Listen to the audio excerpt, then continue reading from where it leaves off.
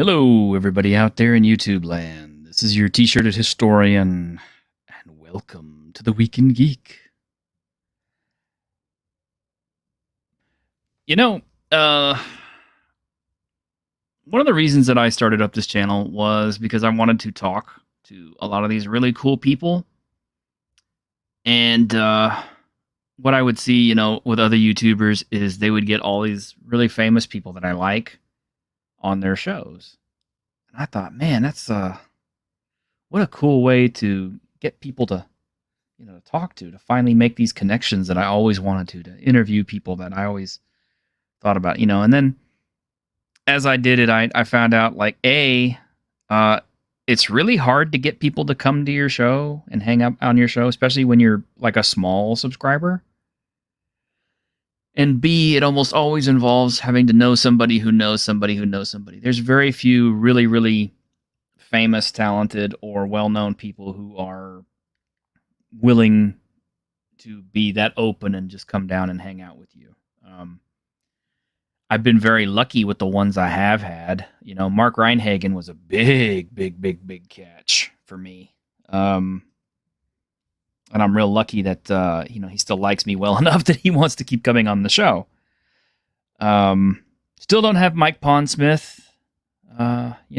He's kind of my white whale, my unicorn. Someday, maybe. Mike, I'm still out there. Yeah, don't threaten them. I don't threaten them. Faderhead, I'm still kind of working on it. I have a plan. I do have a plan. We're working on it. We'll make it happen. But, I've had some really cool people on. I had James Edward Radji IV from Lamentations of the Flame Princess, and that was an awesome conversation. We had 4 hours, and it was just, 5 hours, actually. It was just awesome. I loved it. I need to get him back on. We've had Dave Morris, and he's great. Another old schooler. Before he passed away, I really wanted to get James Ward on, but things kind of didn't work out, and well, he passed. But I really want to get a lot of these older veterans who are aging, just because once the opportunity's gone, it's gone forever, and they're not getting any younger. So I would like to get Margaret Weiss. I would love to get the Hickmans on. I would love to get all these old industry veterans who've worked in TTRPGs or fandoms or anything else. God, can you imagine if I actually managed to get Peter Cullen on here? Jesus, that would be just amazing. But I feel like a lot of times my reach is exceeded by my grasp, and I'm just too small of a channel to reach these people. I'm not Nerdrotics. I don't have tons and tons of subscribers and making daily news and all this other stuff, and can reach out and just hit, hey, you want to come on my YouTube channel, Mr. Celebrity? I still remember Zack Snyder going on Geeks and Gamers a few years back, and what a debacle that was. But yeah, that's one of my biggest goals being a YouTuber. Not just to have fun with you guys and talk and share my love of geekdom and show people that there's still great things out there to enjoy, but also to be able to finally talk to all these wonderful people. And some of them I've been real lucky with, like Grim, was just kind of a fluke. He just turned out to be a really open, cool guy. We made a connection, and I got him on there, and I didn't even know how big of a fan of his I was until, I actually got to looking through his book lists and going, holy shit, I bought like half this guy's books when I was younger. So, and I'm lucky he's a friend. And, in the case of people like Harmony Ginger, I'm real happy that I got her on, and I'm glad she's making a big splash, and she's really popular. In fact, she's leaving me behind to go to bigger, greener pastures, I guess. immigrating to Dungeon Delver's stream after this one. So. Gosh, Bill, stealing all my talent.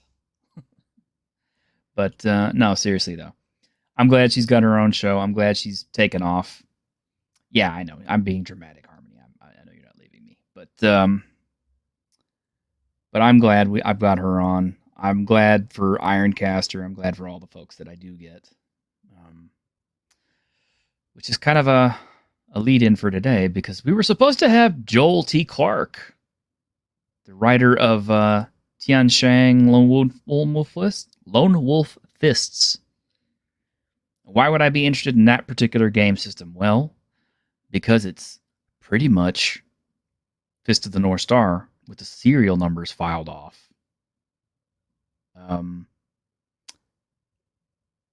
And we had the time and everything all scheduled out, and I sent him the link and everything, and he's not here. I don't know if he had an emergency happen or something came up or what. Maybe he's napping right now. I don't know. But hopefully he will make it today. If not, I guess we'll just reshoot for another time. But until then, I do have our regular Week in Geek crew, so say hello to one of my favorite people who I'm glad is still with us. Greg. Hey, yo. Hey. How's it going? Good. How are you doing, man? You feeling okay? Doing okay. I'm glad. I'm glad you're still here, man. My co-author is not, which kind of makes it... I wish he would get better so I can continue way out on my new book, but it is what it is. People get sick. People do get sick. And we have Caster, one of the guys who stood by me from the beginning. Hey, good to see you. Hello. Was I nervously sip coffee? Yep. And Grim Jim. Hello. Hello. And Harmony Ginger. I'm not leaving you. I know you're not. Okay. I'm just being overly dramatic. I know. That's how he gets you. That's how I get you, yeah. I had to make you feel bad a little bit. Okay, so interesting stuff today. I picked up a copy of Kingdom Death Simulator. It's only $20 for the basic version. I mean, yeah, you can buy the more expensive versions and all that and get the cool keys and all that stuff. But I wanted to see how it played out. And the nice thing is it's playable over the internet as long as other people have spent their $20 and also bought it. And the main reason I picked it up is because I really want to play a game of Kingdom Death with my friends, especially Ginger, especially Grim, because I know they would really enjoy it.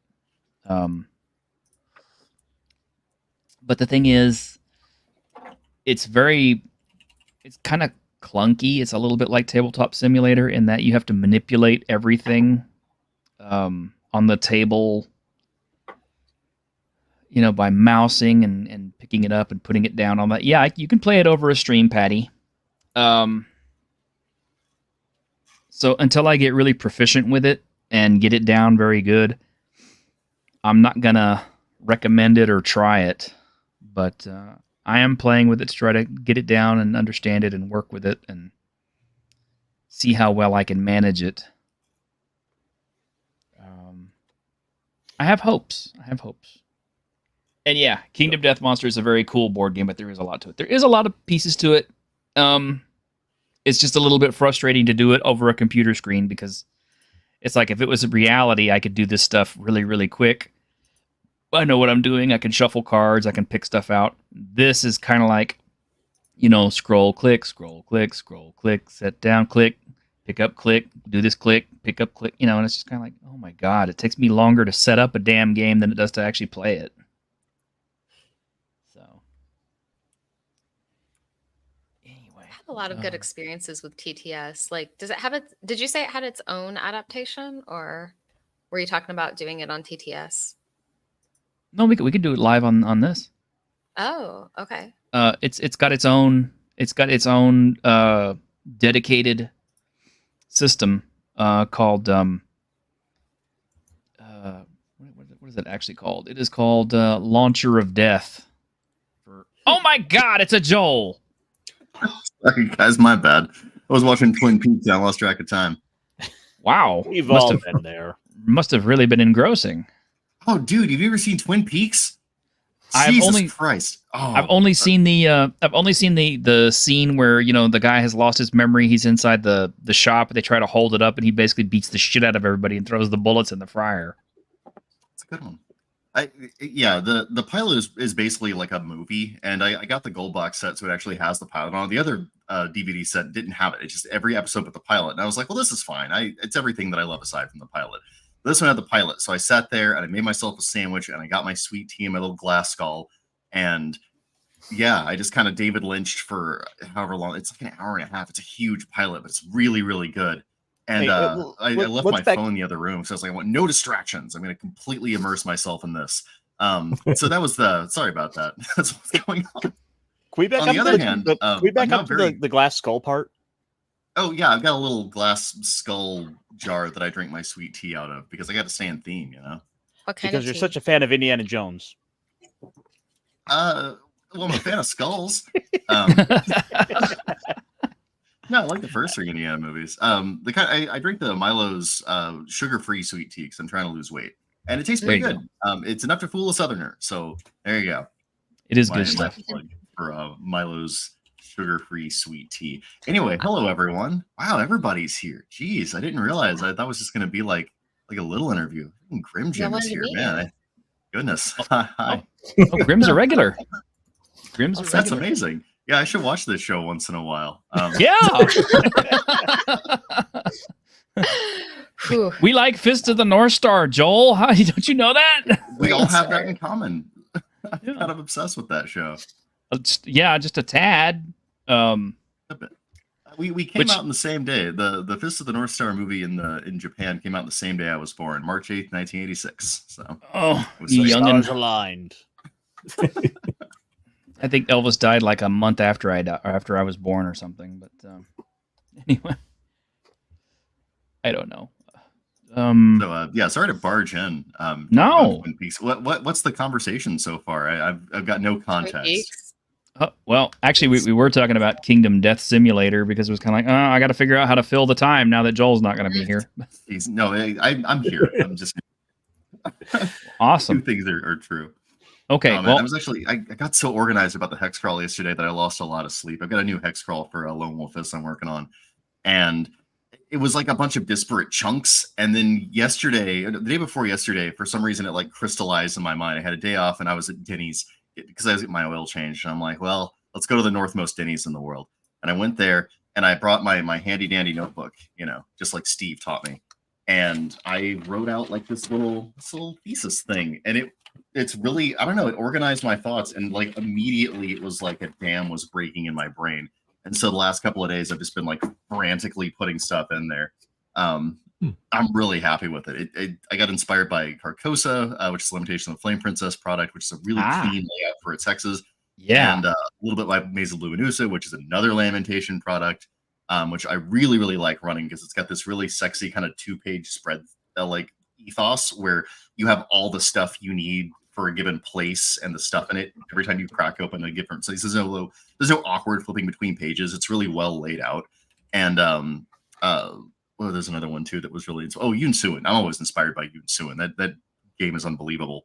But I found some elements of all of those that I really liked, and I slammed them together. And I'm really stoked to work on this hex crawl. I also found a bunch of old pages of a different hex crawl I was working on, and it's got great stuff in there. Like there's remember the prison in Fist of the North Star he goes into? Villainy prison? Like, yeah, and it's got like that giant monster purple guy in there, and the dude tricks him into believing he's his brother.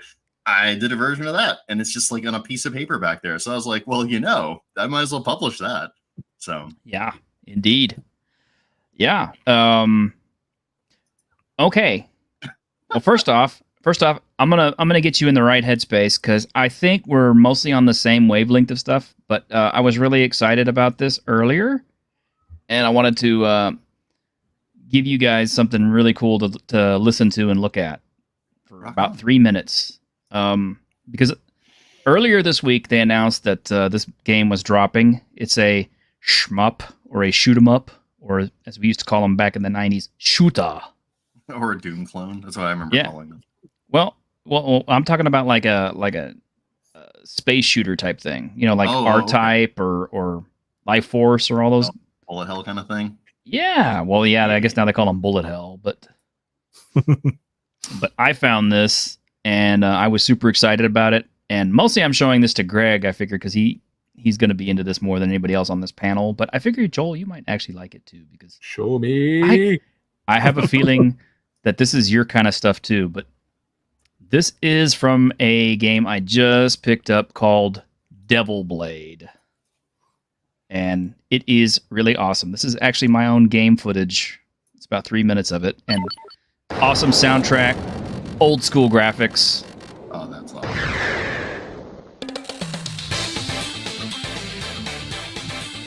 Look at that, man. It is bringing back the memories. Doesn't it, though? Yeah, but this is... I gotta play this is now. Yeah, this is what old school shooters used to look like. The frame rate makes it look like a PowerPoint, though. Does it? Yeah. Yeah. Something weird is happening. That's frantic speed. Holy lord. Yeah, it's super fast. Are you telling me this is too fast for the video? I'm telling you, it looks like a PowerPoint. Yeah. Wow. It's a flip book. Let's see if that'll help. It's a little better, but I love whenever you fight a tank and you're flying around as a tank. It's like, I can take them.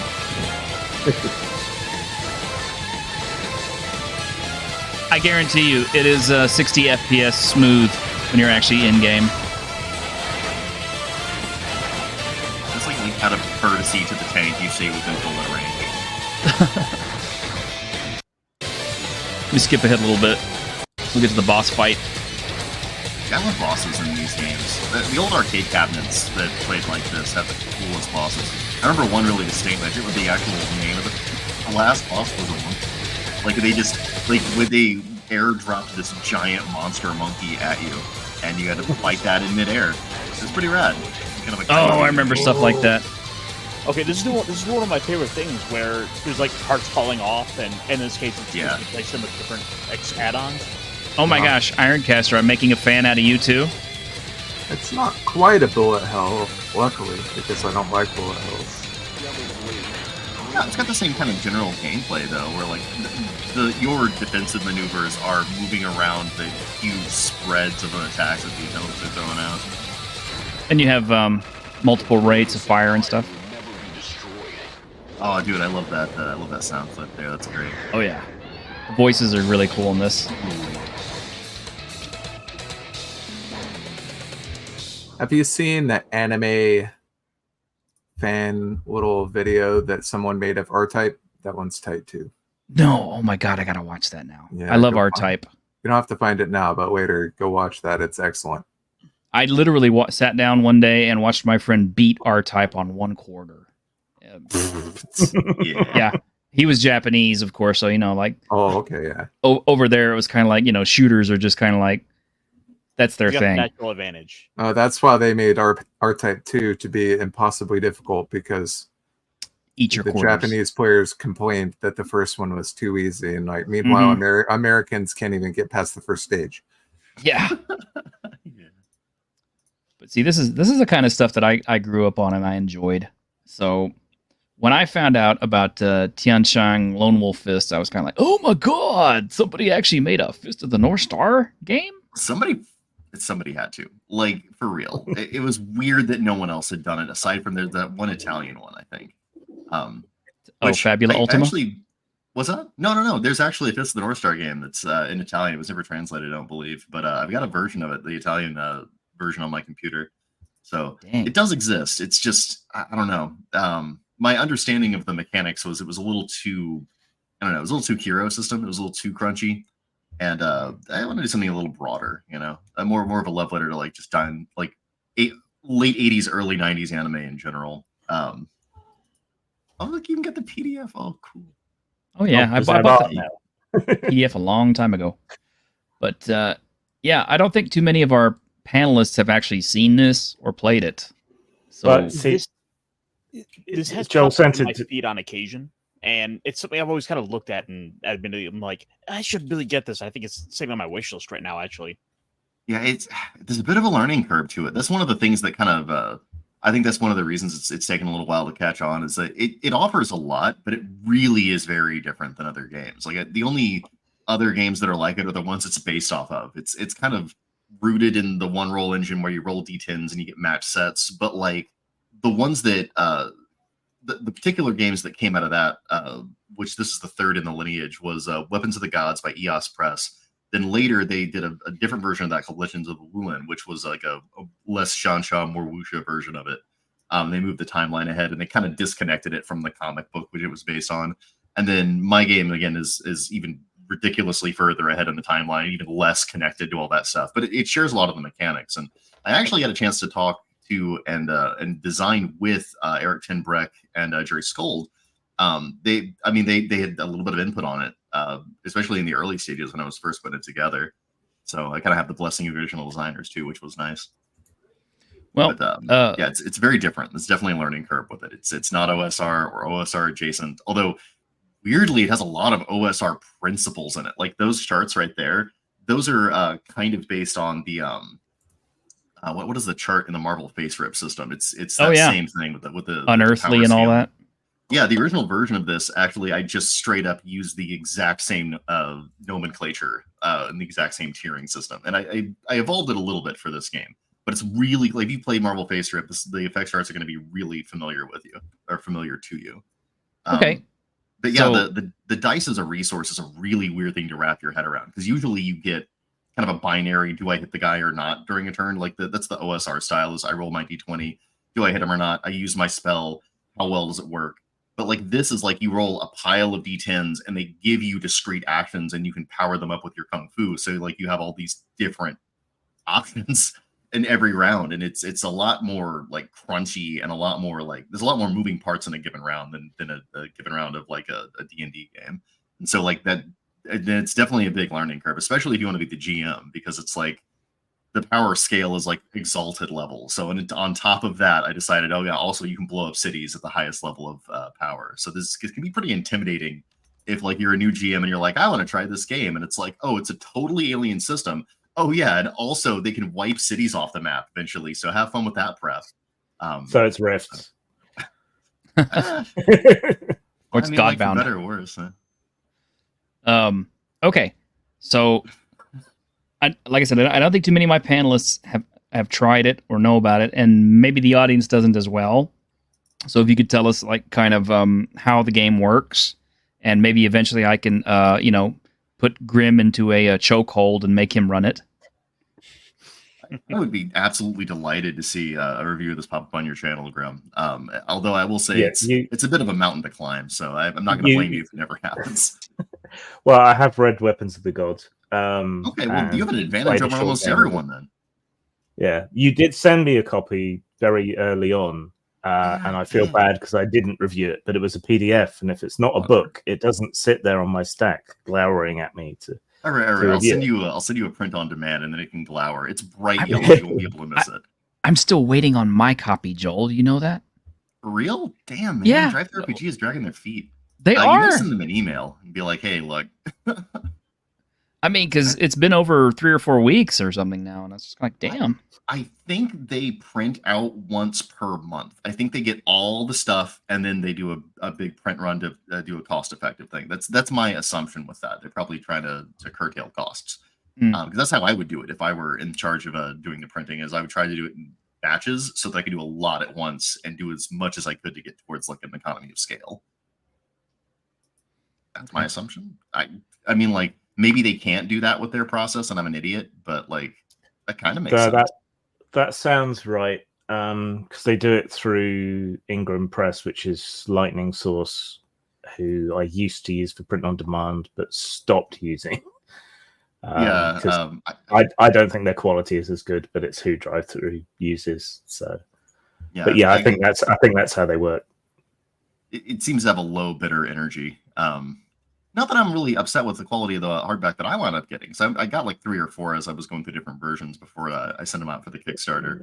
And the hardback's better. This is probably too inside baseball for the audience, but the softbacks, they're a bit waxy and they absorb a lot of moisture out of the air. Oh yeah. So they go they curl like crazy. They do. That makes sense. You're in a much wetter environment than I'm in Alaska, so there's not a lot of wet in the air up here. So the waxiness actually winds up making it like more tacky, and so I can like flip the pages more easily. Yeah. So I like the unique soft backness to it, but I could see that'd be a huge problem if I were somewhere a little wetter. I live in the moist. You confuse me with your southern sweet tea in Alaska. I don't want to be in Alaska. I got in a divorce and my ex moved up here with the kids, so I moved up to be their dad. So now I get them every other week after a extremely bitter custody battle. But everything's fine now. It's fine. I did not mean to bring it there. I am so sorry. It's fine. It's my backstory. Right. And now you know my cool fucking backstory.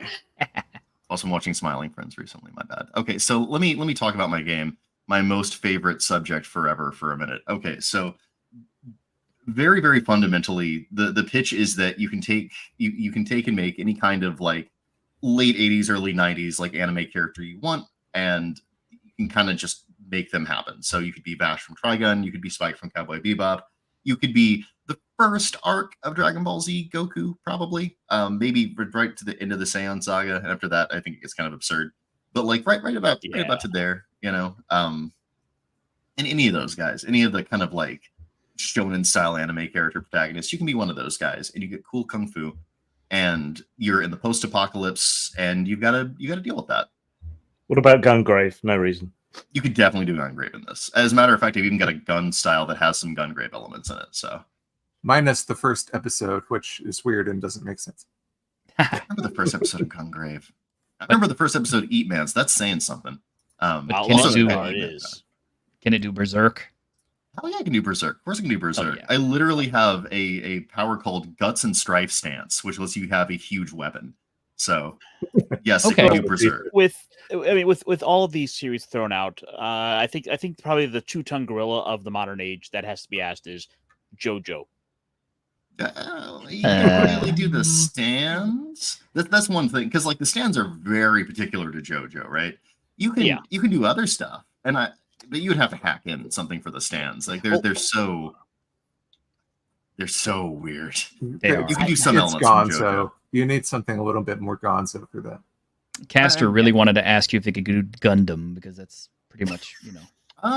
You know what's weird? It sort of kind of can. There's in the artifact section, there's two things that are really gigantic in this game. There's literal titans you can fight, which are kind of like my answer to the what is it, the Tarrasque. So it's really, really big monsters. And you can also like get into vehicles, all kinds of big vehicles in this one. So obviously you can combine those and get kind of a Gundam thing. And so my take on that was the giant warriors from Nausicaa Valley of the Wind, those just huge monstrous demon things that can shoot out laser bolts from their mouths. There's one of those. You can have one of those in the game. So you could use that and sort of engineer Gundam rules around it if you wanted to. I will say that is high level destruction. Like you can legitimately crush cities because these things are kaiju. But you could. I mean, like, I think the thing about Gundam that like maybe isn't apparent when you're watching the Gundam series, and I watched a few of them, is the absolute scale of the Gundam. They're huge. Like if you see like tanks next to them, they're unbelievably gigantic. They really shouldn't work in Earth's gravity just because they're so gigantic. And you're that size. And so there's not a lot of times when they shoot them, you'll notice they're like in big deserts or like they're in battlefields. They're very rarely like in a city. But like when they are in a city, like they don't do it'd be unbelievable to just have them destroy it, right? Like animation budget wise, it'd be like really expensive to just continue to draw destroyed, exploding buildings and like smoke plumes everywhere. But like the reality is that's what would happen. So like this is a much squishier, crunchier setting where that's expected to happen. I want you to blow up the environment. So it'll be realistically messy if you try to do Gundam with this. I would say it's not optimized for it, but the rules are there technically. I like that, by the way. Those three panels are a tribute to the Werewolf the Apocalypse core book art, where it has like an actual fight going on during the fight rules. I just thought that was cool, so I did my little version of it. Or rather, I had Kazuki do a version of it. He's the primary artist in here. There's a couple of things from Mike and Kim Clevin, a married couple, both of which are unbelievable artists, by the way. And a lot of the character design is theirs. And then the cover artist is Pavel Kolomiets, who is a Kazakhstani artist who's done other stuff for me. But like he really knocked out of the ballpark with the cover. And then the majority of these things, they're going to have a very unified style because they're all Kazuki. He did everything else. He's my Filipino artist. And he did such a fantastic job. I call him my rock star just because he's not terribly expensive. And he does, as you can see, like really breathtaking work. So he's a great dude. And he takes other jobs too. So if anybody wants to hire that guy, you get amazing work out of him. I'm always looking for new artists. So. Give Kazuki a honk. He's fantastic. And he works, like I said, like I get him an embarrassing low rate because we've been like working together forever, and I'll commission like 10 things out of him, and I'll be like, hey, look, I'm on a Kickstarter budget. What can you do for me? And he works really well in those boundaries. He works quick. He's fine with making really significant changes. Like he sends me early drafts, and then like sometimes I'll be, you know how clients can be with art. I'm like, I don't like any of this. Change this, change this, change that, and he just does. The guy's amazing. He doesn't use any AI generative tools. Like it's all high quality stuff. He can work in color as well as in black and white. I do black and white because it's cheaper to print. Yeah, I love that dude. Like, yeah, Kazuki Shinta, or he goes by something else too. But like, yeah, he's an absolute rock star. Anyway, back to the pitch. So you can do that, and the way that manifests is you're very chunky character. There's lots of hit points. Like I've got a system where it's really hard to die unless like you're in a really deadly fight. So I love that one, by the way. And you have these 7 magical chakra inside you that give you your magic go-go juice, which is prana. And the mechanics of the game, the base mechanic is you have a pool of dice called your effort, and you roll those, and they're 10-sided dice, and you match them. So if they have the same number, they're a matching set. And the number of dice in a match is the tens column, and the number that's on it, the facing, is the ones column. So if you get 3 3s, that's a 33. If you get 4 2s, that's a 42. Easy. The more dice you have matching, it said that it determines its rank. The higher rank something is, the more powerful it is. And the effect charts is what you reference when you want to try one of the mini actions in the thing. They're very broad. There's 7 of them. There's one for power and feats of strength. There's one for speed and agility. There's one for just raw endurance, and there's also more esoteric ones. Like there's one for spirit, which does all kinds of weird stuff, like let you astral project and see the future and things like that. And there's some that are the only one that I was a little on the fence about. I actually wound up being really happy with it was the skill senses, which is both your ability to see and detect things, and also your ability to hide from those things. So it's like the ninja skill. So you want to be a great ninja, get a lot of senses. Your stats are just that. It's just the effort and then your kung fu style, and that's it. There's not a bunch of like the 7 skill types everybody has equal access to, so you can do all of those. And it's not like a traditional game where you have like stat plus skill equals modifier. It's just effort, and everyone has different pools, and so there's a lot of like flexibility within a character's actions. You can do a lot of stuff. And you're more defined by your power choice than you are by like your class choice or whatever. The class choice is just kind of like your tactical approach to the game. But your kung fu and like associated abilities, that's kind of what really defines you, because those are like your special moves. So you can think about it a little more like a Street Fighter character, where like everybody has, heavy kick, heavy punch, light punch, throw. Everybody has block. Like everybody has those core abilities, and it's the same way with this game. But what distinguishes those characters is like how fast they are and what kind of special moves they have, and it determines like what play style is best with them. Same way in this game. Like if you want to make Dalsim, it's not so much your choice of do I pick the Dalsim class. It's like, what moves did Dalsim have? I got to have stretchy limbs. I've got to have yoga flame, and that's what you do to build Dalsim. You think of the coolest part of your character, aka your powers, and you build your character based on those. So that's kind of the pitch. I tried to make the building blocks of a character all things that are interesting. I kind of hate whenever it's like, oh, I need to take a +2 from this feat, and that synergizes with this skill, giving me an additional +1. Like that's kind of a diminishing returns for satisfaction for me. Like I kind of know vaguely what I want from that in the distant future, but then I've got to also kind of hope that the GM is on the same page with me and that it'll manifest the same way. And that's not quite as satisfying for me. With this one, like, you look at that dude, like right away, I'm like, look, I want to be able to use that stop sign to hit somebody really hard into another person like a torpedo and just have their head go right through the dude's torso. That's what I want to have happen. Mm-hmm. And you just get you the power that specifically does that, and you give yourself a heavy weapon, and you just say, this is a stop sign, and then you're done. It's a lot more concrete to me. And so it's more of a build system, and the building blocks are a little more intuitive to use. So I could kind of go on about it forever. Mm-hmm. How do I punch someone in the dick? You whenever you roll your dice, you choose a set that is appropriate level for dick punching. So 2 or higher usually, and you say, I'm directing this just specifically into my opponent's groin. And that's it. They get hurt.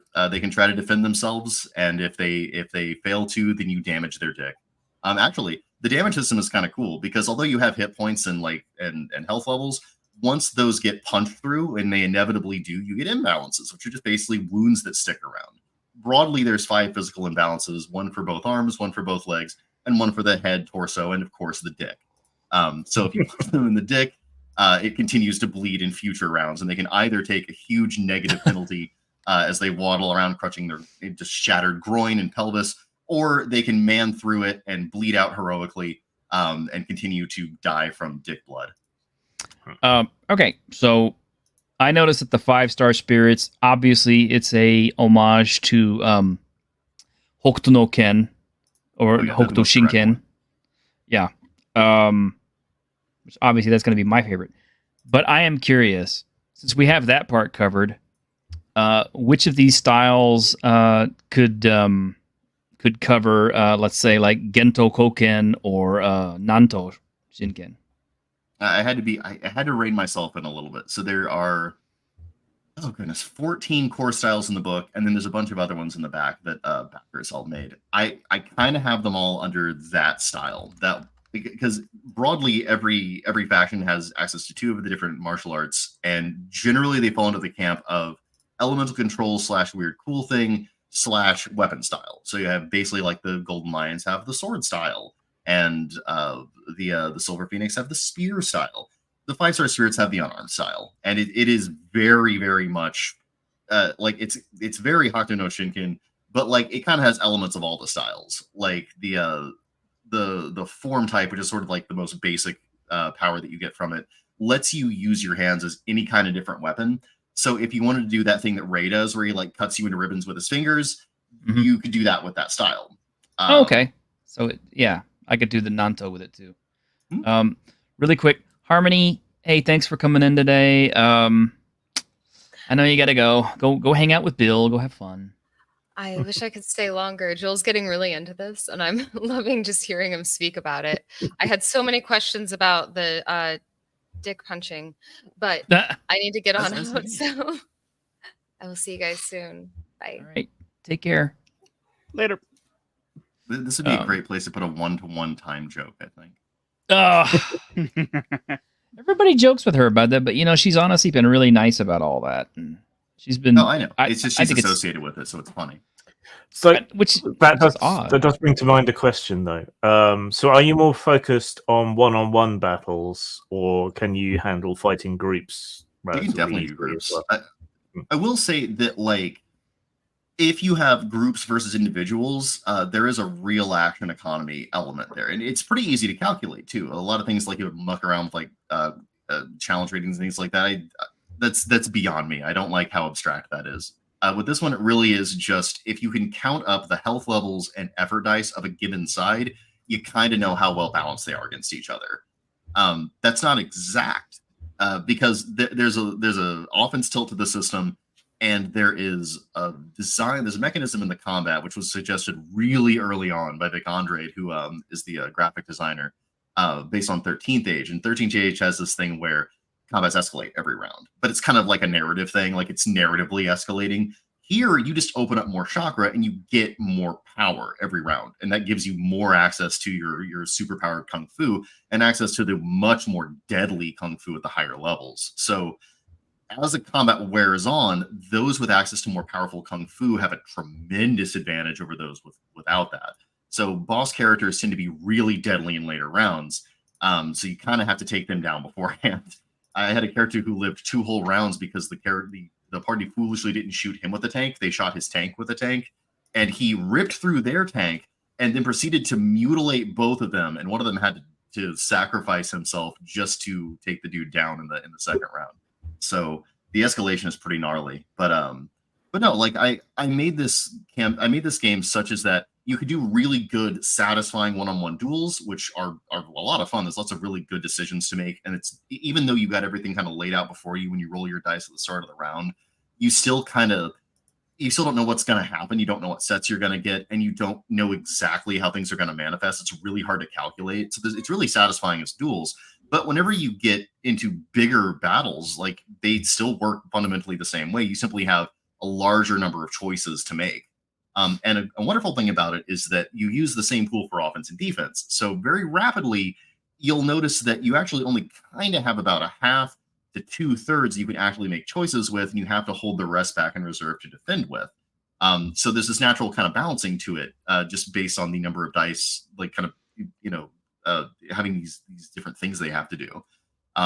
So I've got rules that kind of abstract really, really big fights. Like if you're having like a whole war with thousands to a side, you're still rolling dice with that, but there's a bunch of stuff kind of that goes on in the background that sort of just smooths over the tens of thousands of dice you'd otherwise be rolling and makes it a little easier to run that way. But no, like you can do this scale goes up to like nations fighting entire nations, giant Gundam monsters blowing up armies, etc. It wouldn't be Fist without that. Like there's a scene in Fist of the North Star where like they're using like modern bombers to like drop fire bombs on Kenshiro when he's inside of a battleship and the steel is melting around him. Like they really gave me a lot to work with in Fist of the North Star, and I was like, I had to rise to the occasion. So yeah, the cartoon was definitely a lot more wild than the actual manga, but it's still cartoon was kind of hard. Yeah. I mean, he was like punching a tank and shit. I'm kind of like, yeah, he didn't do that in the manga, but I have no doubt that he could. Oh yeah, I actually had to reverse engineer the tank punching into this game after I designed the vehicle rules, because I designed the kung fu first, and then I designed the vehicle rules, and then I was like, wait a minute, you can't use the setting up because the way Hakuto Shinken works is like you set up like negative vibrations in someone's chi meridians, and then they explode, and that's kind of how it's assumed that he blew up that tank. Is like he hit it and like he set up bad vibrations in it. But I didn't have a mechanism for that, so I had to reverse engineer that back into the kung fu just so you could blow up a tank in the same way that Ken did. So you're welcome. What about the scene in the movie where an entire skyscraper falls on him? Yeah, you can do that. Yeah, it's in the effect charts. Yeah, under the endurance charts, one of the many things. And again, the setting blowing up and turning into an active hazard is something I had to make some like allowance for it in the mechanics. So nice. What's cool is the fact that you've got a system that can handle such wild out of the way crazy action and stuff like that anybody could imagine and has seen in anime and manga and be able to play it, because it's one thing I think people have been wanting to do for a long time, especially now that anime and manga is so popular in the United States. It's a really good piece of art. And it's only getting more popular. Yeah, and the thing is, Grimm recently was talking about a lot of the anime and manga based role playing games that have come out. Because we've seen the Goblin Slayer role playing game, we've seen the Konosuba role playing game coming out. And those are both, D6 Slayer, by the way. It looks really like there's a copy at my local game store, but it looks really rules dense. Well, it's D6. It's D6 based because it's kind of like loosely based on Sword World, which is like Japan's most popular FRPG. But, quite tightly based on Sword World. Yeah. But then that's the Japanese style of RPG books. Weirdly, they don't have tons of art in them, so it just looks like a massive wall of text. But they do include a lot of examples and like session reports, things like that, to kind of show you how the game works. But weirdly, not very much art. So this game is on the outset associated with one-on-one combat, but you did just mention that it can be multiple. Versus multiple, or one versus armies, or whatever. Is there a system in this game for having like followers or mercenaries or helpers. Yeah, I mean, like new Lone Wolf got to come from somewhere, and so like there's a whole NPCs just have one effort die and one health box because I wanted to make them really simple. Because with an NPC, like one of the OSR principles I've got is that like they don't really live on the page, like they kind of live at the table. You know, you bring some life into them, some personality. And that's what an NPC is, and their stats are they're not really even that considered. I love that piece of art, by the way, with the fire. Yeah, God, Nuke is awesome. That's our girl right there, by the way. Nuke, the radioactive woman. Loosely based on Maddie Morbid, by the way, the visual design is. That's why she's got the tube there. Maddie's got a really iconic appearance. You can find Zach in here too. I've since become a little bit less of a fanboy of that whole crew. Because but I will admit, like I love stuff like Maze of the Blue Medusa and things like that. And the old I Hit It With My Axe episodes are super entertaining. So like, you know, so some little spark of fanboy remains. But yeah, like so when it comes to like disciples and what have you, there's actually rules for if you decide just to start to teach your like random favorite NPC kung fu, they roll their effort every session of training, and if they get a 10, they get another die and another health level, and they become a disciple, and they learn part of your kung fu. And I track them all the way from just like HUD smack NPC all the way up to starting character. And then they're just a character, and they use the character generation rules. So it's just the minor hero mechanics. And there's rules for that, and there's rules more generally for like managing domains and being like a king. Like again, because Rao was in Fist of the North Star, so clearly you have to be able to have empires and train them. So I had to make rules for that too.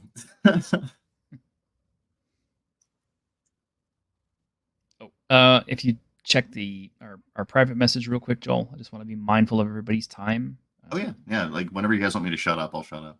No, I'm just normally we go for an hour, but you know, you got here a little late. I don't know if everybody has time to continue on past that. I mean, we're like 48 minutes in.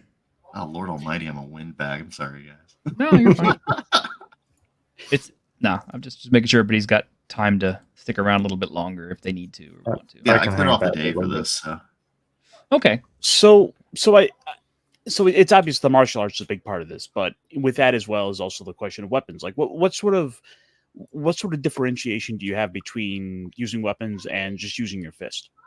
Oh, actually, fists are a kind of weapon. They were like all the different weapons have a trade-off. It's like they give you a little benefit that you can activate once per round.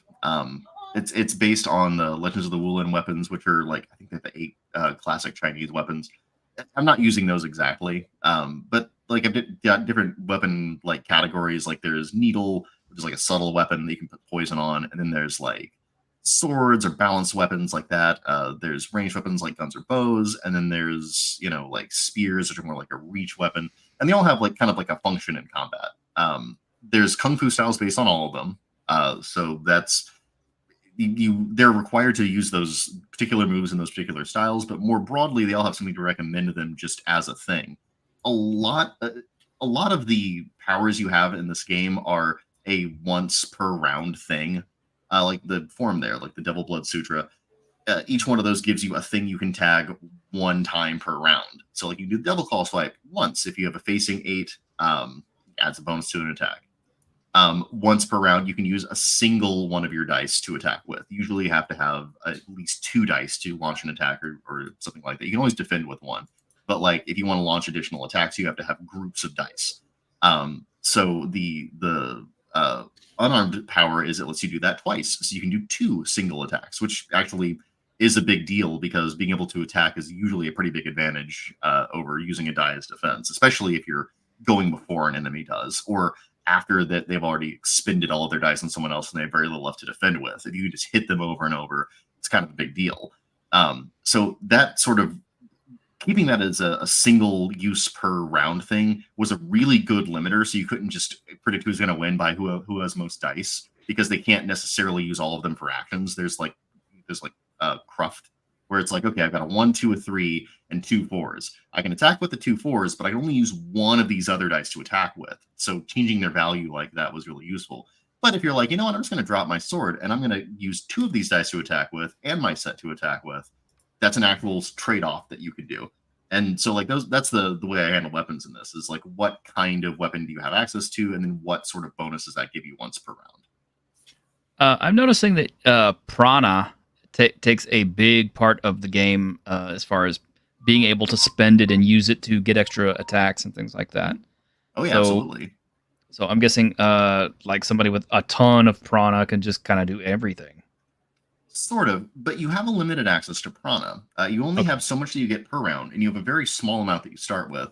The thing about it is, part of the escalation mechanic of the game is that you're assumed to be opening more chakra, and each chakra has a different high level of recovery that gives you every combat round. So, like, I think it's about double in most cases. So, like, you usually start with one chakra open, and you begin with 3 prana base. So your very first round, you've got 3 prana to work with. But the recovery of that prana is 6. So at the end of that round, you get 6 prana back. So double for the next round. It's actually more than that, because at the end of the round, you also open another chakra. So you go from having 3 prana in the first round to 12 in the second round, plus whatever you have left over from the other round. You have a max of 100, which is the most powerful attacks use. But that means that you get radically different choices in different rounds. Like going from 3 to 12 is a huge jump. Going from 12 to 18 is a pretty significant jump.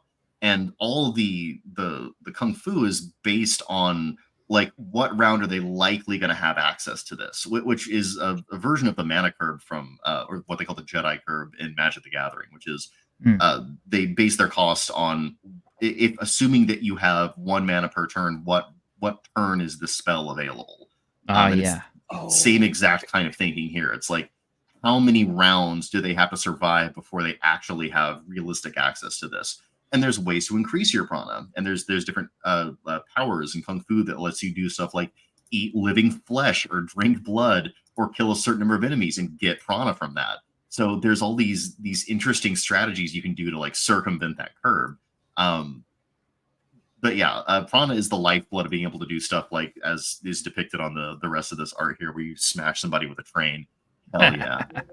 I love that art, dude. That one's based on the infamous Final Fantasy for Sabine suplexing the train. Suplexing the train. Suplex the train. Kazuki had no idea what I was talking about. I had to introduce him to this whole meme network before he was like, oh, okay, I see what you're doing there. I love that. It's a really well destroyed train too. He did a great job on that. Yeah, he did. All right. Well, okay. This is probably where I'm at on this. Is how fast usually is combat? I mean, it kind of depends. I would say it's the most time consuming part of the game. There's a lot built up around it, I can tell. And the game funnels you towards combat. Like anytime you decide to access more of your power outside of combat, I do like the thing like they do in Exalted, where you have like a big flare of energy that comes up, and that's what triggers rolls on the encounter charts. So everything is kind of trying to like tilt the floor into going into fights. There's a lot of opportunities to get XP during fights because it's like triggered on actions that you can do. Most of your goals revolve around killing the current ruler of a place or defeating a super powerful bad guy for whatever reason. So like the whole game is based around fights, but I mean like of course it is. Like why wouldn't it be? Yeah. I would say, let me see. In terms of real time, I think a short fight is somewhere between 10 and 20 minutes. Which is a pretty significant time sink, I think, but I don't know.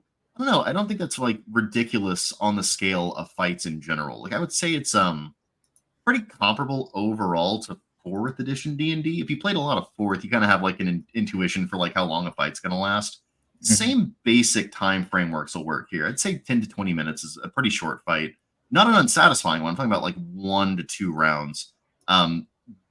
Fights I don't find go on more than half an hour usually. I think that once you get past that second round, things escalate really sharply, and your ability to withstand some of the attacks that gets leveled at you at that point is greatly reduced. So I rarely see them go over the 30-minute mark because of the escalation mechanic.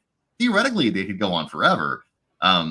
Realistically, like you go from like punches to guns to bazookas to give you an idea of the deadliness scale per round.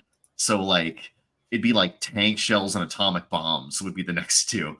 So I don't know that they would realistically last past that 30-minute mark on a routine basis. I will say, if you have more things fighting, especially things that don't necessarily equate to deadlier things, like if you're fighting like a big army with like a bunch of vehicles and has a lot of moving parts, then the minutia of like having to run all that stuff might get cumbersome. But yeah, you're talking about like a pretty impressively huge set piece combat, right? Like that's kind of supposed to take some time. All right. I do like this art of the artisan, because the fact is that, the guy can actually build stuff as part of his superpower is actually kind of cool. I mean, it's a whole different way to go. Oh yeah, I like this. Yeah, there's some weird stuff it does too at the higher levels, which I'm going to delve into more once I get to writing the next supplement game, which is Acid and Steel. Exalted does this frustrating thing where the coolest things in their line, which are the robot dudes and the demon dudes, are always at the end of the life cycle of one of the editions. So I decided, why don't I make that my first, my very first thing that I do after I do the core book is robots and demons. They'll never see it coming. They'll never see it coming unless I talk about it nonstop forever, which I do. They might see it coming then. With all of these different powers and special rules and everything, isn't it a bit GM intensive? Because I don't think there's any way as a GM you can be au fait with everything. Well, you don't have to, because each one of these things tells you exactly what it does on that page. So you really just kind of have to know, like, what do I want this guy to do? And you need to know that in terms of what anime should I steal from. So, like, if you want, like, Tetsuo from Akira, you just have to know that you just use the Silver Phoenix. That's it. Just use their powers and you straight up have Tetsuo. I want to do Knives from Trigun. Okay, boom. Use Path of the Bullet. So as long as you kind of get a vibe, and all the different kung fu styles tell you what they're about in that little opening blurb, which is a paragraph long and teensy. As long as you get a vibe for kind of like what you want a given bad guy to do, you just have to turn to the appropriate page. So it's actually pretty easy to run, and that's intentional because like GMing a new system is intimidating, right? There's a huge book. There's so much going on. There's so many powers. But like an individual bad guy doesn't have to do a lot more than like he has psychic powers and he can do counter spell magic basically and cancel people's kung fu.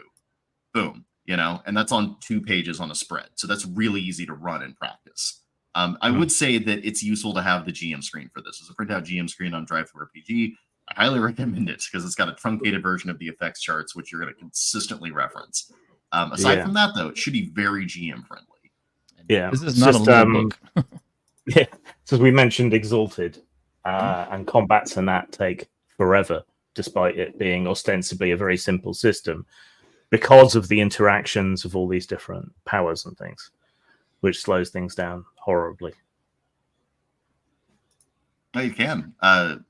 Exalted, I find, though, I get lost in the minutia of all the different moving parts in a given like charm. And in this one, like they're a lot more like moves in Street Fighter. It's very much like I want to use a Yoga Flame. It does what Yoga Flame does, and it's just an extension of the action I was going to take. So if I was going to attack them, this is a bigger, burnier attack, and that's it.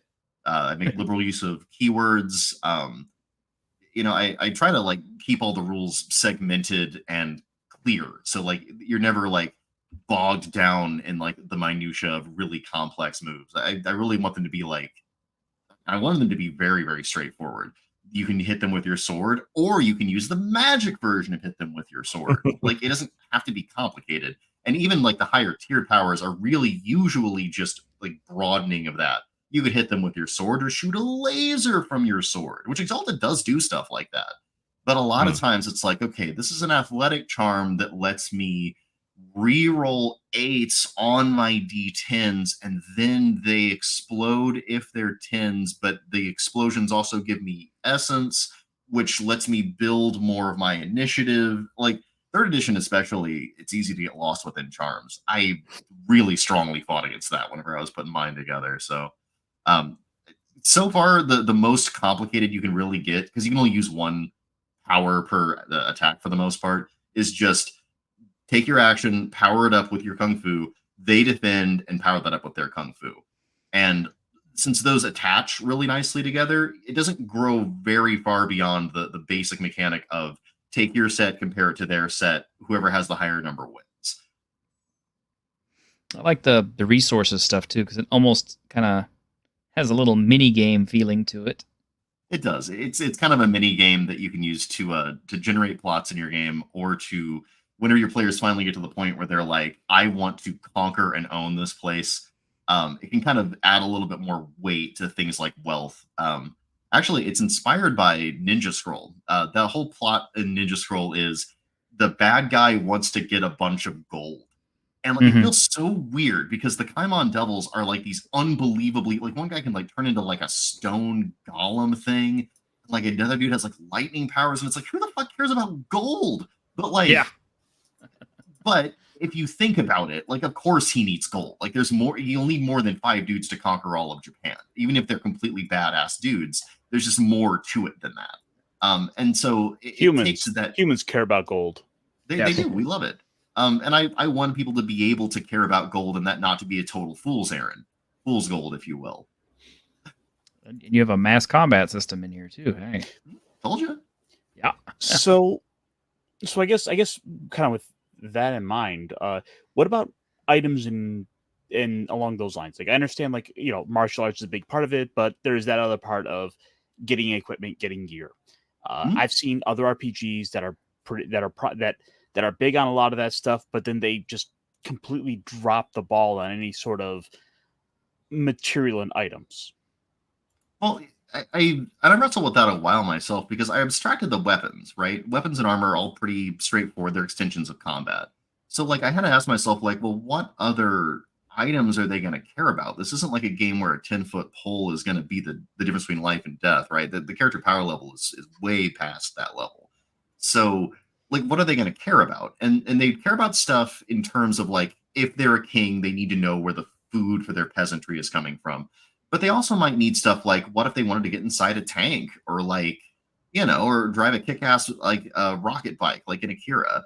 Like, that's something I wanted to do too. So I have a little armory of like cool gear, and it's all like, again, it's rocket bikes, it's tanks, it's jeeps with guns on them, you know.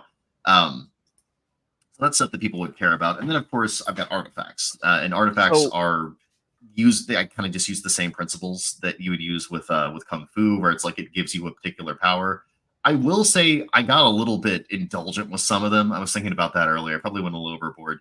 Like, I made one called the Maniac Mirror, which I don't even know what the hell is wrong with me. I don't know where this came from. It's a war fan that's like mirrored on the inside. But if you block something with it, a clone of the person you blocked emerges using that same attack to defend, and then fights on your side. Wow, that's probably too much. Like, that's awesome. Right? It's super just reflect the attack. Exactly. But yeah, so I got a little indulgent in the equipment section there. But like, I mean, yeah, again, they have a rope.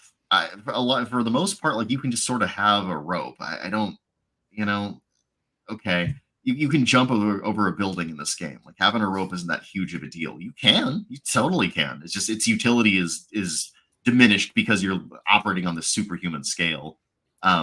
For most of that stuff, instead of having discrete rules, like in 3rd edition D&D, there's like a lot of rules for, is the rope knotted? Can you tie someone up on a rope? Blah, blah, blah.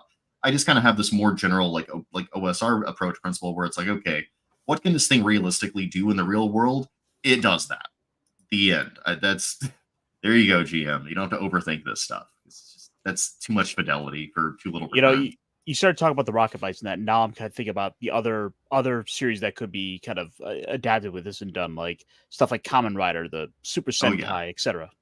You could totally do Kamen Rider in this. Okay, now we're talking. Yeah. Yeah, I didn't watch a ton of Kamen Rider when I was writing it, but afterwards I kind of got into Kamen Rider a little bit. There's like a lot of series, so I just kind of like pecked around, and I was like, yeah, all right, I dig this. And you can do some Kamen Rider stuff. I don't know how Sentai you could do with it. You might be able to. I will say that what is it? God Hand has the little short people Sentai, so I guess you could put that in the game. But I insist that you do the exact same jokes that they did. One thing that you absolutely should do, I think, at some point, and you'd probably have to release it for free because of licensing problems. But what you might do is like introduce like a book of homages where like you literally use your system to stat up, like, I don't know, say like 10 or 25 of some of the most famous or popular anime characters from different genres.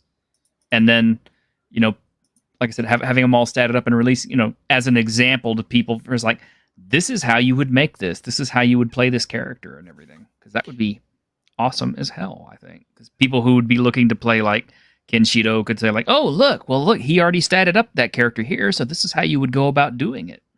I don't know. Like what I found was that like eventually, if you just look through the powers that are meant to be like modeled after that character, you just kind of give them all of those. Like they're already sort of programmed into the game itself. So, okay.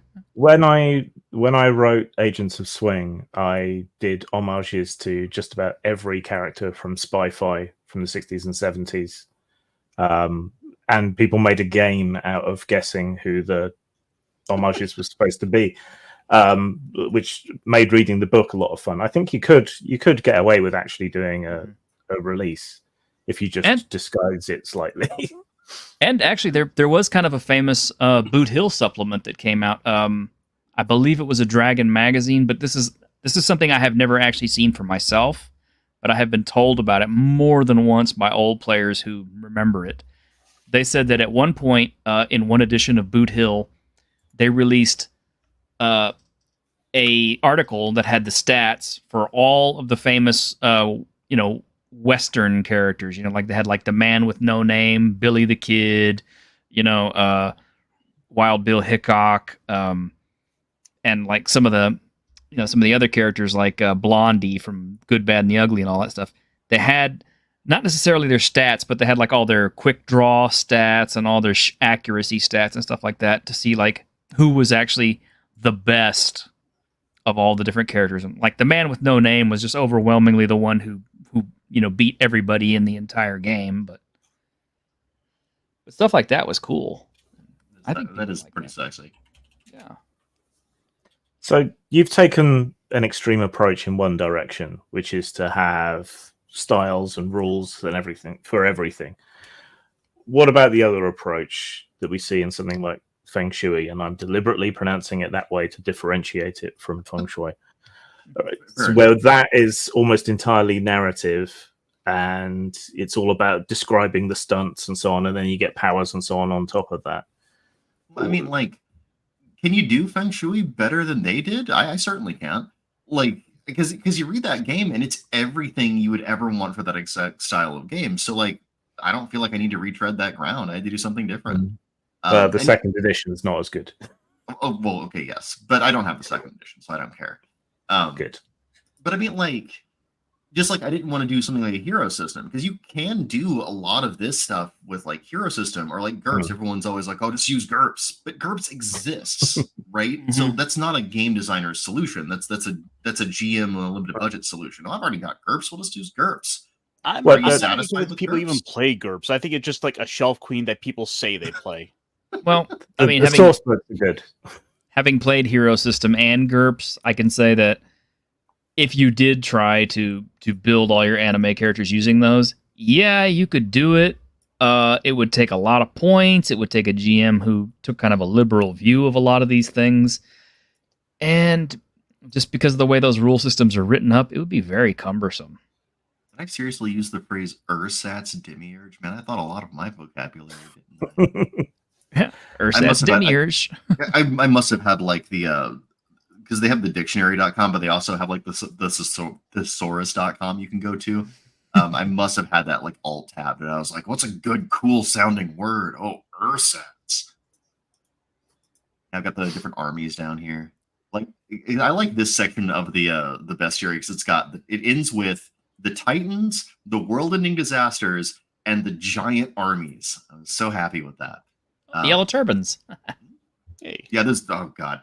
There's a reference on every single page of this 300-page manual. There's the armory. Some of the oldest pieces of art, by the way. And I've got some very light rules for fuel consumption because it's a post-apocalypse game, so like bullet consumption, fuel consumption, food consumption, like scarcity's got to be an element of it. But I don't want it to be like super bookkeep heavy. I have a full tank. Okay, that'll get you 3 scenes in this.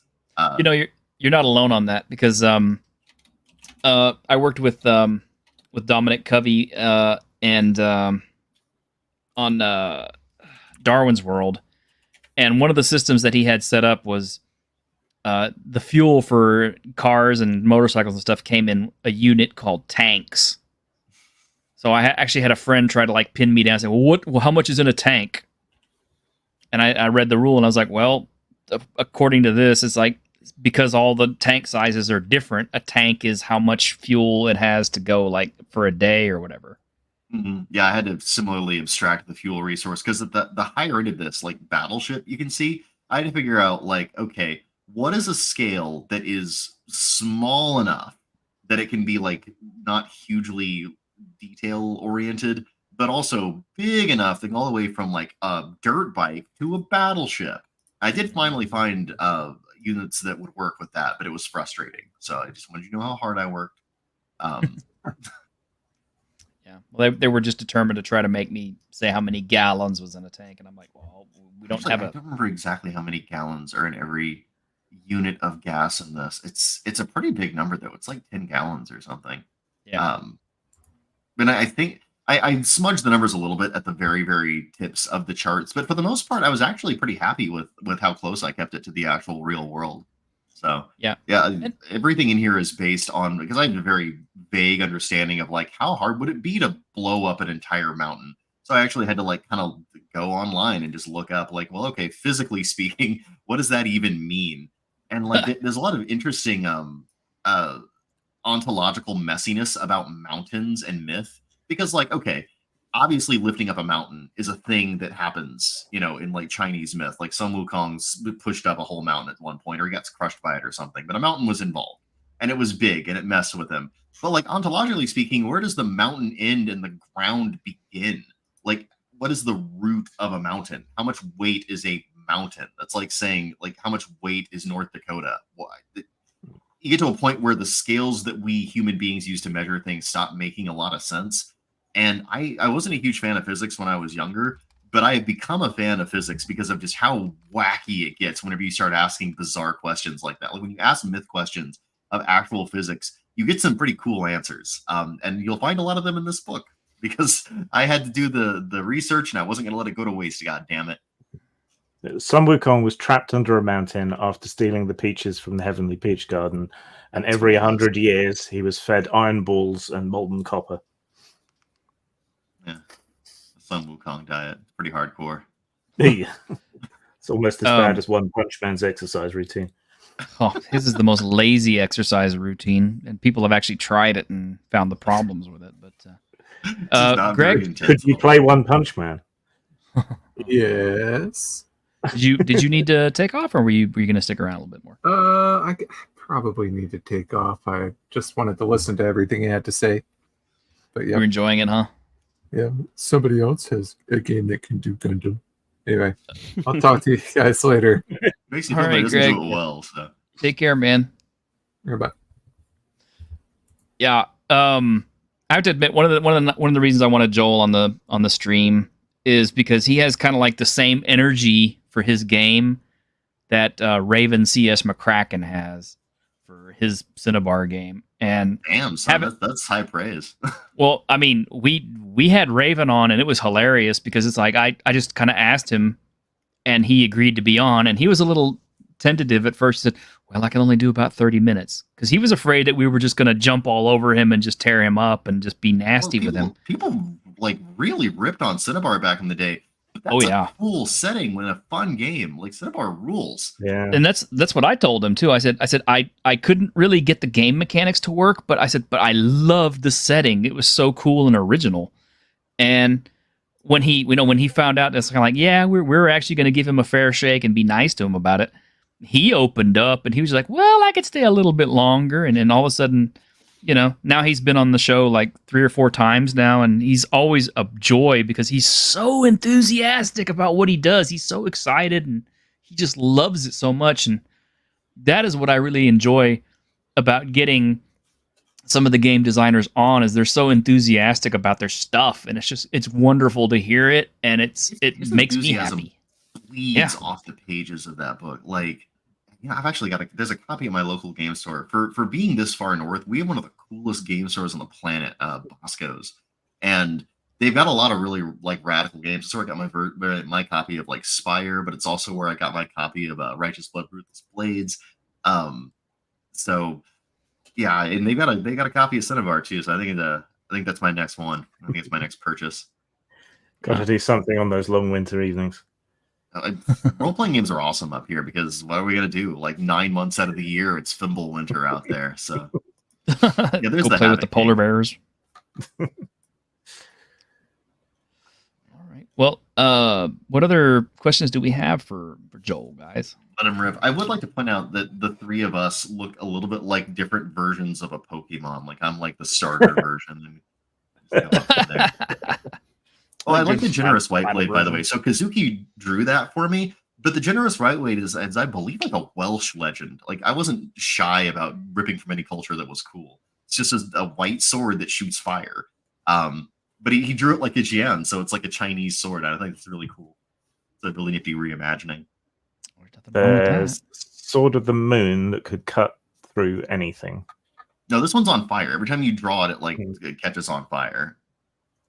Oh gosh, now Joel's gonna have to go and we're gonna have to get you to play Elden Ring so that you can see all the different weapons and all the different powers that they have, and just have him design like a different weapon with a different power based on all the different Elden Ring weapons. I want to do more demon weapons. It's like the only demon weapon in the whole thing is the Edge of Calamity there. Just look at that thing.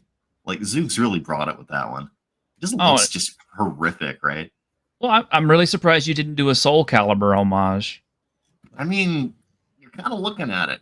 Kinda, yeah. Well, clearly we need the chain whip sword, Ivy's. Yeah, Ivy's sword is. Oh yeah, we need Ivy's sword. Okay, I slept on that one. That's a good point. Just have one called the Edge, and each time one of your chakra opens, it becomes sharper. So eventually, it's splitting quanta. Oh, Jesus. Or you got to copy Cloud's sword from Advent Children, the 7-blade sword. Is it the one where it like blew up in a bunch of smaller swords? Yeah. Composite sword. Yeah, that's rad. Heck, I don't even. I heard you like swords. Not to mention you had to put Guts' Dragon Slayer in there just because it's an impossible weapon. It's like not only is it way too big, but it apparently is mostly indestructible. Yeah, I like magic weapons that are indestructible because it implies that they're going to hang around as a problem even after your character's dead. Yeah, there it is, Maniac Mirror. Or you have to go and then go for the most American of all weapons, the Gunblade. Yeah. I specifically put that they're sinister and deranged. They're like Joker clones. That's rad. Okay, now I got to put that in this hex crawl. That's a really cool weapon. It's called Through the Looking Glass. That's the name of the power. God damn, I was just naked with that one, wasn't I? I like this massive sword stone cracking saber where you pound your foe into the ground like a railroad spike. Yeah. What else have I got in here? Wolf beating pipe. Damn. The wolf beating pipe? You beat the shit out of somebody with a super pipe. Defender of the weak lead pipe. The wolf beating pipe. It's based on the okay. Yeah, it's based on the dog beating stick, the kind of infamous Wushu weapon. Yeah, I think I would have to put in Gordon Freeman's what is it? His crowbar in this, just because that thing seems to be like a super weapon at this point too. Or the possible sword from the Scar is a good one. Oh, and I put Tiger Soul in this too, the super weapon for Weapons of the Gods. It's called Tiger Mountain Ghost here because I didn't want to get tangled in copyright, but that's the sword. It even has the same powers. So, and that thing is ridiculous too. It's you can basically unleash nuclear explosions at people. It's just ridiculous. We're gonna hand that to the first level.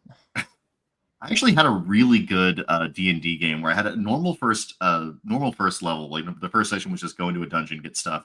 But the second session, I had them get in this hot air balloon and go to like the ruins of the sort of Mount Olympus analog, and they got 12 weapons there. And it turns out each one had the power to end the world.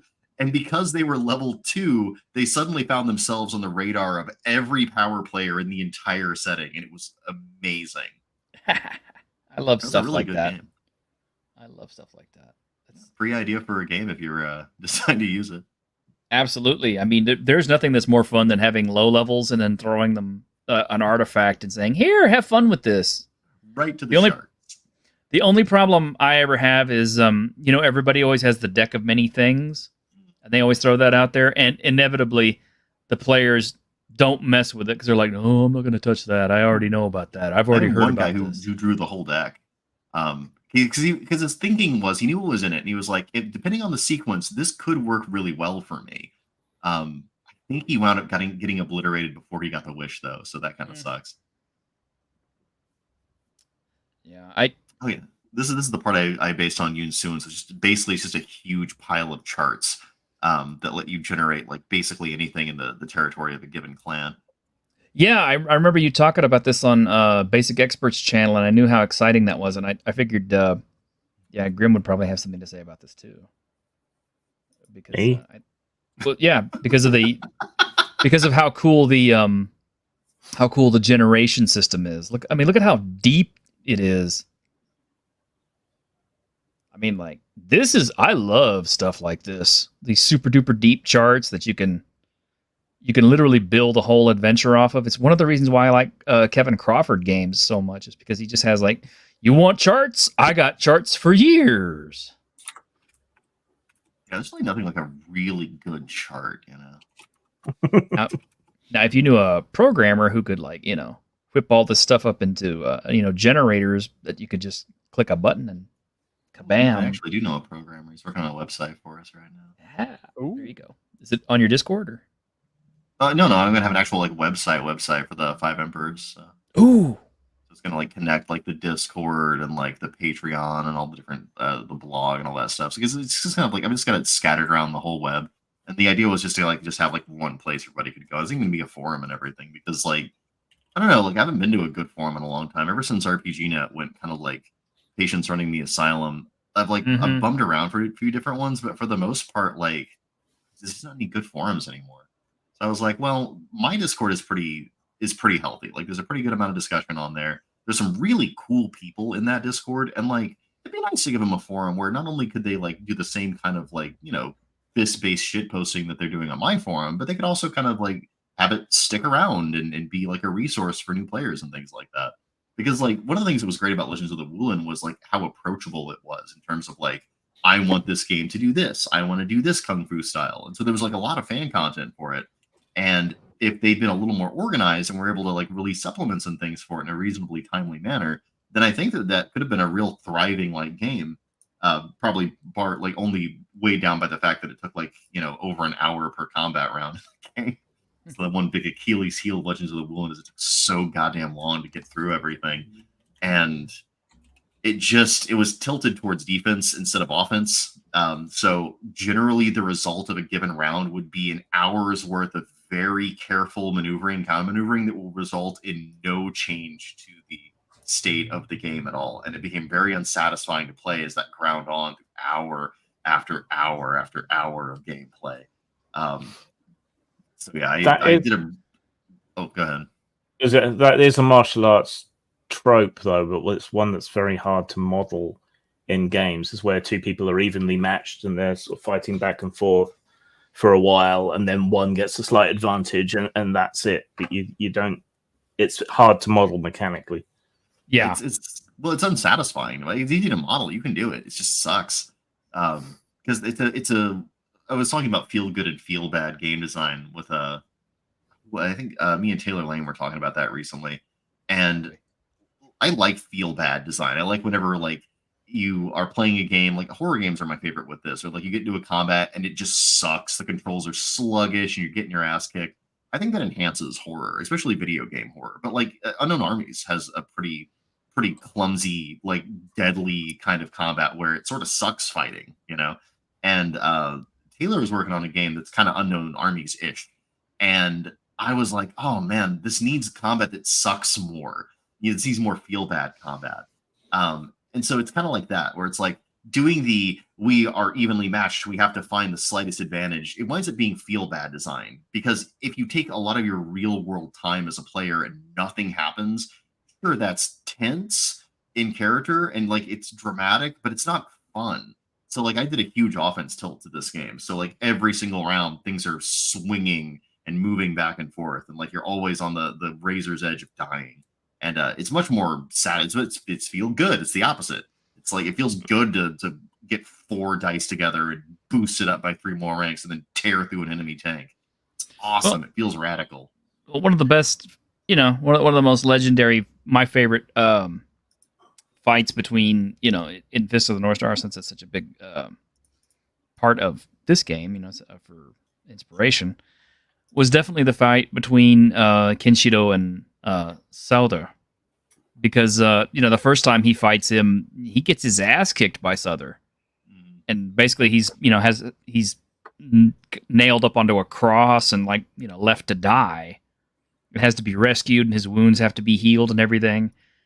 And then he goes to face him again, and it's just kind of like he still hasn't. It takes him a little time to figure out what Souther's weakness is before he can take him down. All of a sudden, it's kind of like, oh, now I know your weakness. I can beat you.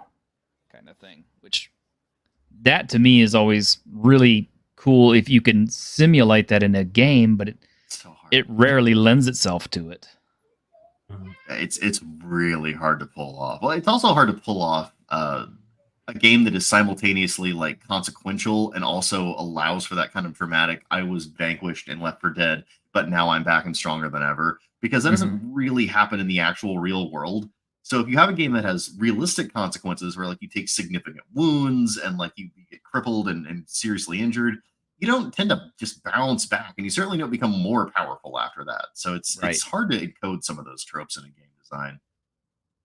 Well, in Kenshiro's case, though, it's like what made him come back stronger is, and what you find out throughout the series, is the fact that the sadness that he inherits from all the people that he knows who are dying is part of what gives him his power and his strength. So it's like, he's all weak and he's hurt and he's on the edge of death and everything. And then all of a sudden, Shu gets pretty much killed by Souther, and all of a sudden it's like, all the sadness and everything drains into Kenshiro, and he becomes super powerful again and comes back and whoops Souther's ass. So I like all the kind of subtle spiritual connection stuff that happens with Ken throughout the series. Like, it really shows that he's more than just a kung fu guy.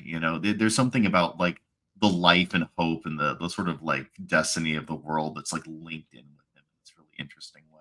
And I like it because it's never, I don't remember ever being like super explicit, but there's just a lot of times when like someone's in danger and there's some kind of connection that he has with them that allows him to kind of know about it, despite the fact that's more or less impossible. I don't know. There's a lot of stuff like that that really makes a watch of that show super rewarding. Yeah, there's nothing like it, and I've always told people, it's like, that series is just more amazing than people let on. I mean, this is like, people could just look at it for the facile traits and say, oh, it's just big super duper muscle men beating the shit out of each other. I'm like, no, there's a lot of spirituality to it. There's a lot of emotion. There's a lot of subtle stuff that happens throughout it, and there's like a real undercurrent of characters that you really do fall in love with, even the bad guys, because it's like one of my favorite bad guys in the series is Yuda, and he's kind of like one of the worst of the bad guys, but at the same time you kind of feel for him. Yeah, well, Jaggy's my favorite bad guy. I love him. Yeah, I know, which is kind of weird because he's just a complete asshole. Yeah, and he gets his ass completely handed to him. But isn't it great to have a series in which you can have a protagonist that has cakewalk, boss battles, and also has these like really satisfying ones where like he's more equally matched and ones where he gets overwhelmed. Like, it's great. Like, it's good to have that kind of like variety. Mm-hmm. And So, do you have an equivalent of the river from Weapon of the Gods in this? Yeah, that's where you throw the dice, right? Yeah, well, you store them between turns, and then I kept that. The whole chassis of Legends of the Wulamoes of the Gods is intact here. So, like, you get effort, which is the equivalent of the lake, and then you have focus, which is the equivalent of the river. So you can take both individual dice and store them between turns. but you can also store actions between turns. Like if you're grappling someone, you take the rank of the grapple and you move it to one of your focus slots and you sustain the grapple that way. And it's the same thing with any sustained action. So holding your breath or holding up something heavy or like keeping a shield up, all of them take a focus slot. And so it's a much more open resource for holding things between rounds, which, by the way, when I came up with that, I pitched it to Eric, who was one of the guys who helped put the river together conceptually. And he loved it. He was like, that's a really good innovation. He also gave me the best advice I ever got working on this, which is that good need not be the enemy of perfect, because I kept like expressing a lot of doubt in my math abilities, like my ability to make this thing happen. And he's like, just do it. Don't sit there thinking about the good version that could exist. Think about the version that works and move forward with that. And that wound up being like the best advice for actually getting it out the door. So, golly, yeah, the first time I saw this book, I thought, God, it's amazing. But then I took a look at the price tag for the print version. I was like, holy shit. So it's a little pricey, I'm afraid. And I don't get a lot of that, for the record. It's just really expensive to print things. Yeah, because it's so big.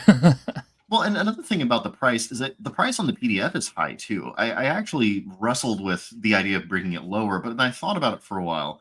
And I kind of want to keep it where it's at for two reasons. The first being that I do want to make some money out of this because I got to pay for art and I want to pay for like more games coming forward.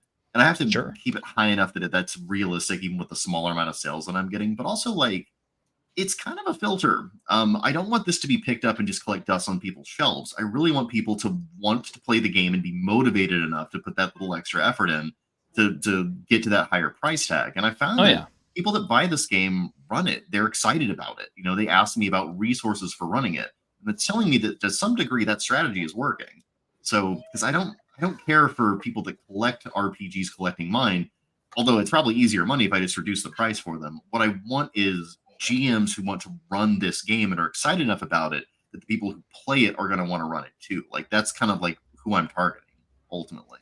So it is a little pricier. I make no apologies. I'm greedy. No, and it's fine. And I understand it. And I honestly didn't feel bad about it because, when I was first informed about it, I was kind of like, oh, it's a steep price tag, but screw it. Let's get it. It's Fist of the North Star, so I got to see how he did it. And that kind of led me into it and led me to finding you on Twitter. And so, I mean, anyone who complains, you just point out, like, you live in Alaska, you got to pay for heat. There you go.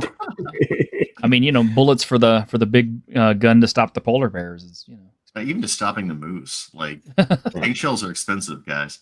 There you go. I think your price point's fine, other than being just over the 19.99 psychological threshold, which might be costing you a couple of cents, but less than half of the print cost is fine. Yeah, and it's not the first time I've dropped $80 or $90 on a print copy or anything. Not that this one is. Yeah. But well, I have done that too, where it's like, oh, I want to spend $65 on this book, but after a while, I'm like, yeah, I kind of do, because I mean, think about it. Like when you buy an RPG, especially one that's as complete as this one, like you're buying I've still got my what is it, the Mincer box? What was the red box with the dragon on it? I've still got that somewhere. You know, like how much should I pay for that thing? And I'm still using it. Like those are rules that are never going to go away. You have a lifetime ticket to this thing. And I designed the game with that in mind, where it's like, look, if you buy this, I understand it's a pretty big investment, but like, I never want you to stop playing it. This is like the original Nintendo entertainment system. I can still plug it in today and play Ninja Gaiden. So, well, I mean, it also helps that you have a pay what you want quick start version available too, so people can get a sample of it and pay nothing or next to nothing. And a lot of people pay nothing, and that's fine. That's what that's for. If you want to give me a tip, please do. But like, that's supposed to be free. I want people to try it. I put a ton of effort into making that thing every rule, and also really, really small and digestible. So it's a whole adventure too. Like it's got a big map. It's got like bosses. It's got like all kinds of cool stuff. It's a very complete adventure. So if you don't have time for the giant thick tome, or you feel like it's too big of a project or it's too big of a price tag, dude, just pick up Blood from God's Eye. With my blessing, I made it for you. It's free. Enjoy.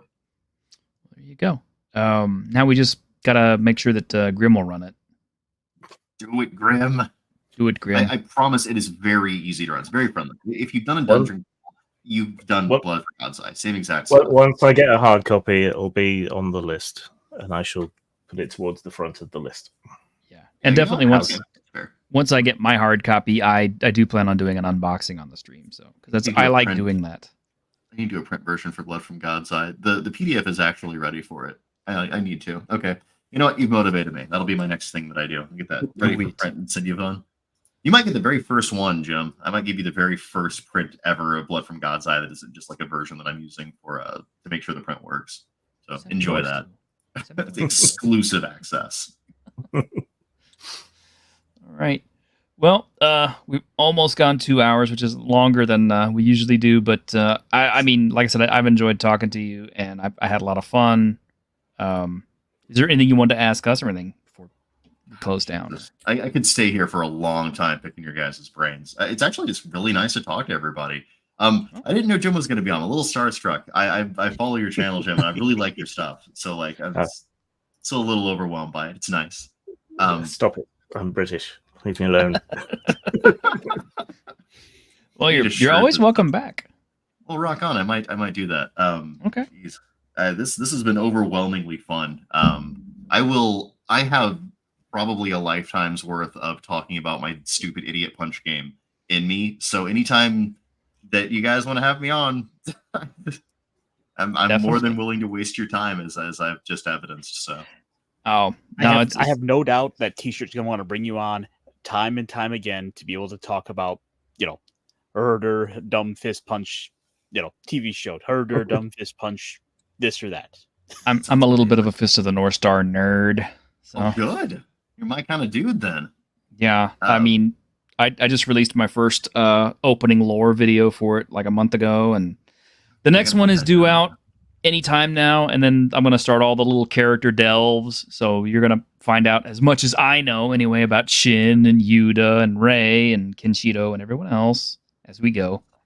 I keep thinking that I want to do more unarmed styles, so it'd be a really good thing to kind of like keep my excitement up for it, is having that playing in the background. So, oh yeah, no problem. And as I am a martial artist myself, and I watch Muay Thai every Friday, like a couple of times on Friday, because they broadcast live from Lumpini Stadium. So I love watching those guys. I love walking, talking martial arts, and it's a passion of mine. So any game where martial arts plays such a big part of it is immediately exciting to me, because I gotta admit, I was one of those idiots who was always trying to play the monk class in all the fantasy games. And I knew it was underpowered. I knew it was weak and all this, that, and the other. And I still wanted to play it because it was kind of like, that's just kind of my thing. So I was like the monk class too. Although after having read the first few Dune novels, I'm realizing more and more that it's more of a Bene Gesserit class than it is like a Kung Fu class. Yeah. If you want really good Kung Fu, you got to do Oriental Adventures, because they actually have like Kung Fu you can learn, and they give you different moves, and they're actually quite powerful. Oh, no, it's racist. No. It was written by white guys. No, we can't. Oh, no, I'm just kidding. But they have like consultants even. Like, it's not really, I don't think it's racist. I've really loved that book for a long time. I have too. I'm joking. I don't get that. I don't get that accusation. Probably the word Orientals people are gravitating around. It's not really a very PC word, I guess. No, it's like, you could call D&D Occidental Adventures if you want to. Nobody uses Occident anymore. No, they don't. It's the opposite of Orient. That's a discussion it's a discussion we have on here a lot, actually, is the fact that, people will tar and feather things just for whatever. And I think it's mostly just, it's the grift as much as it is anything else. I'm just going to call Greyhawk Occidental Adventures from now on. That's my new term for it. Let's play some Occidental Adventures, guys. Yeah. I want to be a European swordsman. I'm sure next that somebody will get mad about Blackmore and say, why is it called Blackmore? Why couldn't it be called Whitemore?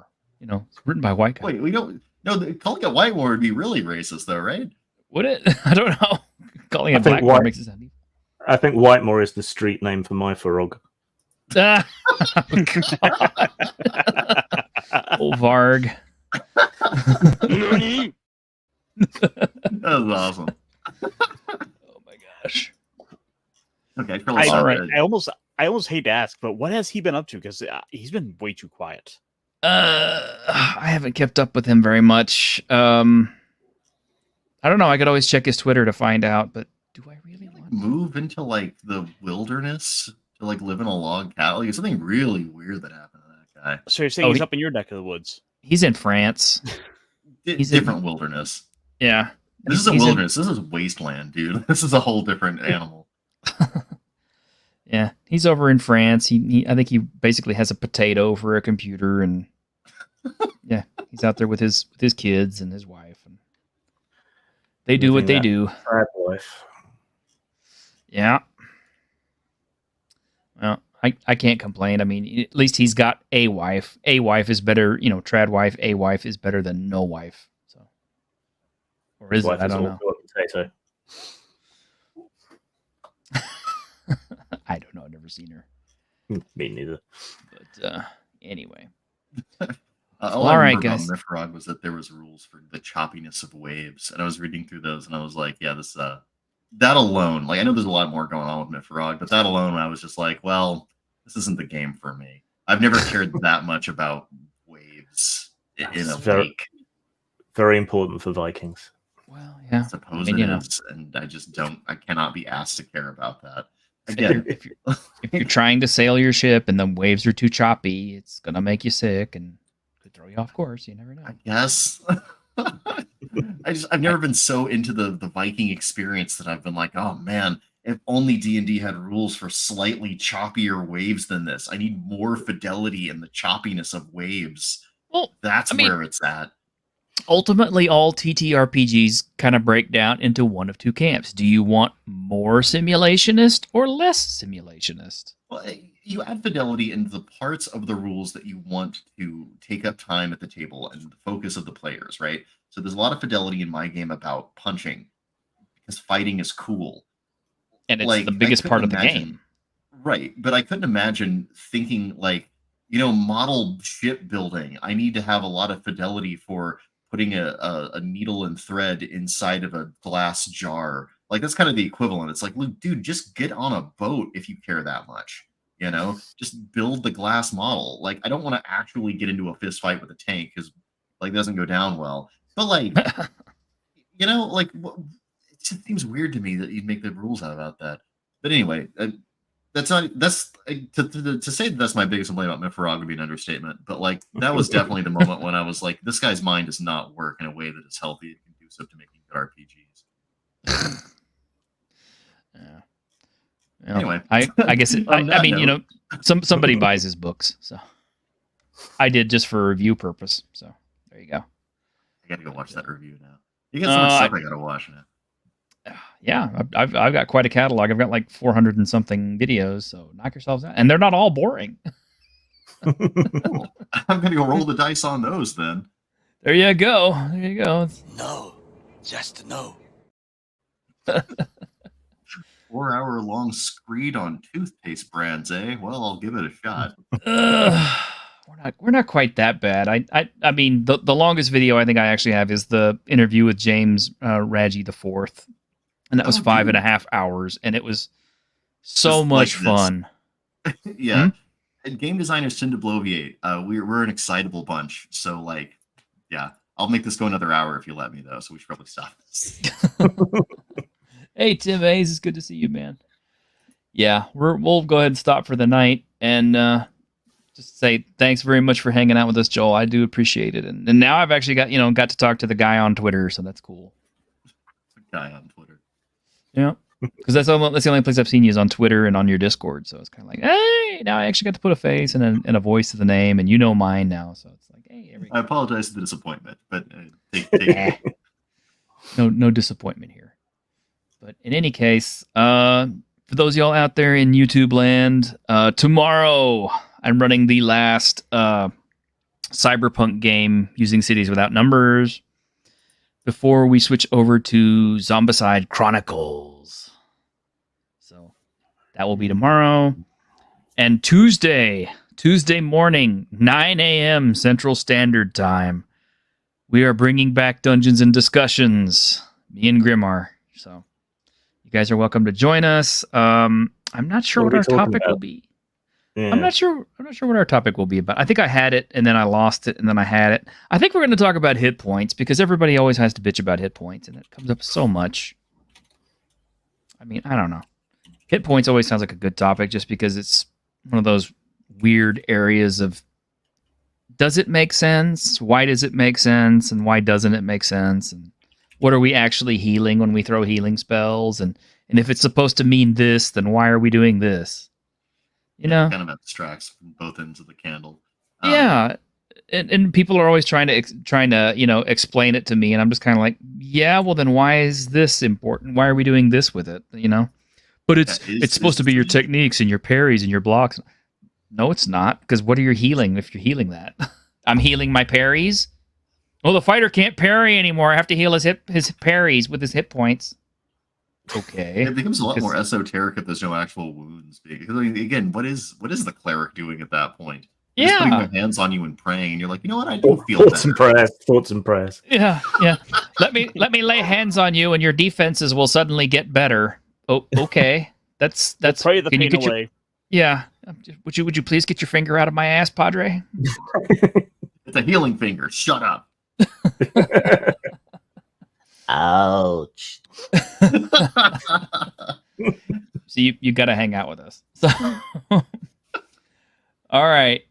Well, we will see you tomorrow. We'll see you Tuesday. Twice on Tuesday now because we still got the Tuesday night show. So, wow, I'm going to be a busy mo on Tuesdays. But anyway, y'all take care, and we'll see you then.